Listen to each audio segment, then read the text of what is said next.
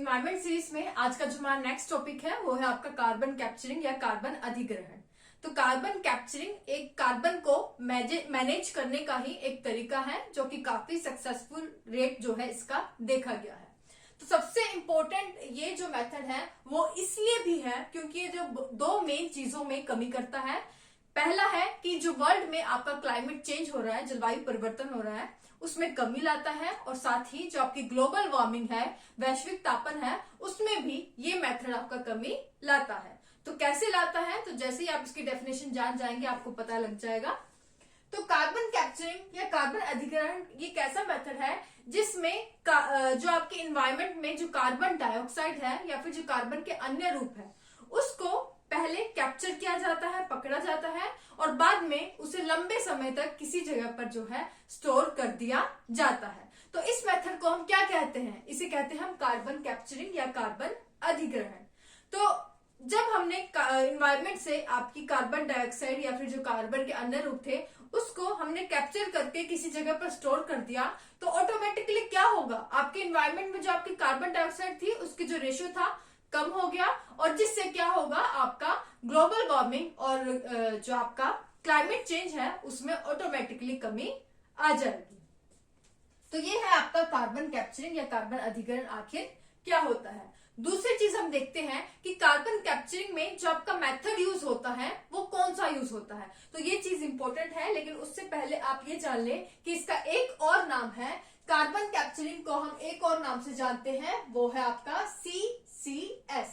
तो CCS क्या है, ये है आपका कार्बन कैप्चरिंग एंड स्टोरेज। तो CCS, तो ये तीन जो वर्ड हैं ये आपकी पूरी डेफिनेशन को बता देते हैं कि कार्बन को कैप्चर करके उसे स्टोर करना ही आपका कार्बन कैप्चरिंग कहलाता है। अब हमने बात की कि इसका एक मेथड है कि जिस मेथड के थ्रू हम ये कार्बन को कैप्चर करते हैं। तो जो आपकी मेथड का नाम लिख ले पहले, तो कौन से मेथड से इसे कैप्चर किया जाता है, इसे कैप्चर किया जाता है जियो इंजीनियरिंग या भू अभियांत्रिकी के द्वारा। कौन से मेथड के द्वारा, जियो इंजीनियरिंग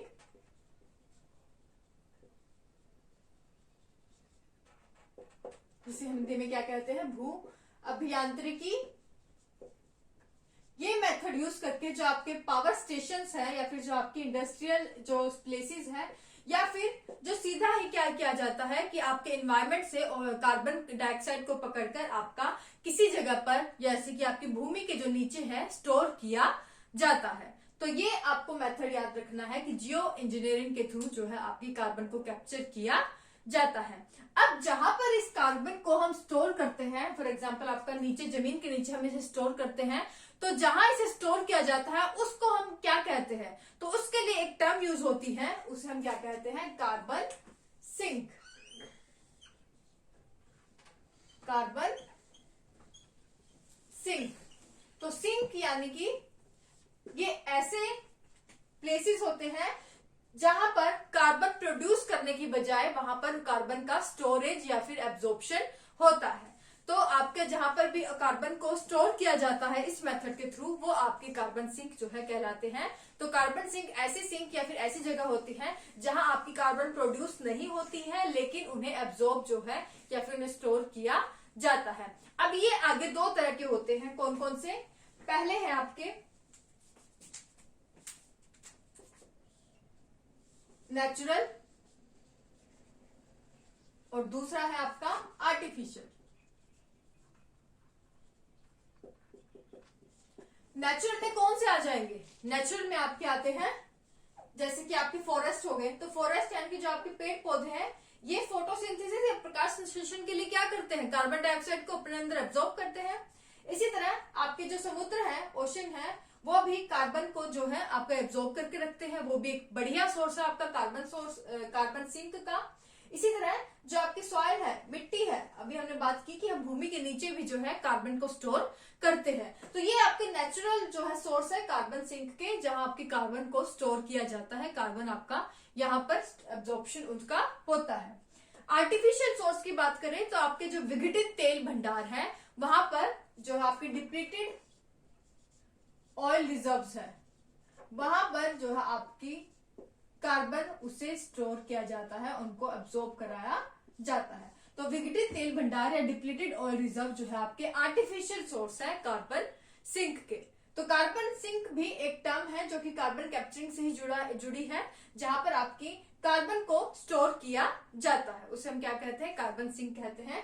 दो तरह की होती है, नेचुरल, आर्टिफिशियल, ये भी हमने देख लिया। अब आप कहेंगे कि जो जमीन के नीचे हम बार बार बात कर रहे हैं कि कार्बन को उसका स्टोर करते हैं, उससे उसका अगर हम आगे यूज करते हैं या नहीं करते, तो उसका यूज हम आगे करते हैं। तो कार्बन जो हमने नीचे स्टोर की है उसे लिक्विफाइड किया जाता है, द्रवित किया जाता है। उसके बाद इंडस्ट्रीज में जो है उसका यूज किया जाता है, ऑयल इंडस्ट्रीज में, उसका जो आपकी गैसियस इंडस्ट्रीज है वहां इनका दोबारा यूज किया जाता है, ऐसी लिक्विफाइड कार्बन का।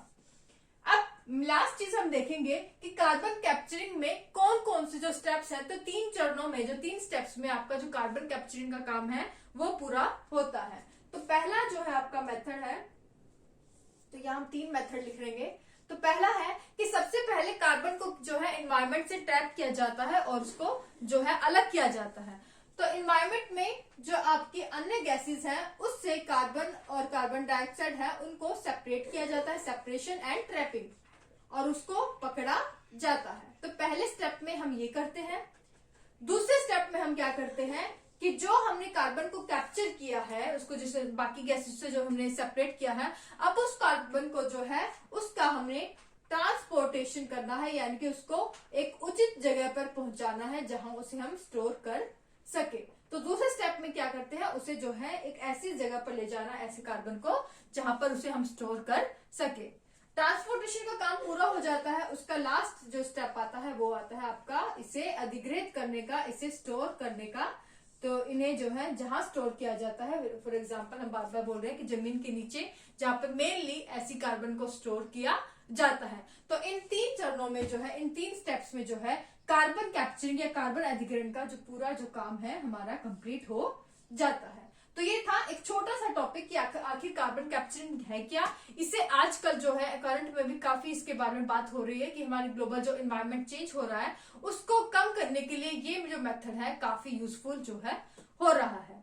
तो ये था आज का टॉपिक। कल की वीडियो में हम देखेंगे कि जो कार्बन है उसके अलग अलग टाइप्स कौन कौन से हैं, जैसे कि, और वो क्या होते हैं, जैसे कि ब्लू कार्बन, ब्लैक कार्बन, आपका ब्राउन कार्बन, ये हम नेक्स्ट वीडियो में पढ़ेंगे। आज के लिए बस इतना ही। वीडियो अगर अच्छी लगे तो प्लीज लाइक जरूर कर दें, अपने फ्रेंड्स के साथ शेयर करें, और चैनल पर नए हैं तो सब्सक्राइब करके बेल आइकन को जरूर प्रेस करें ताकि आपको जब भी मेरी वीडियो आए आपको नोटिफिकेशन मिल जाए। Thank you so much.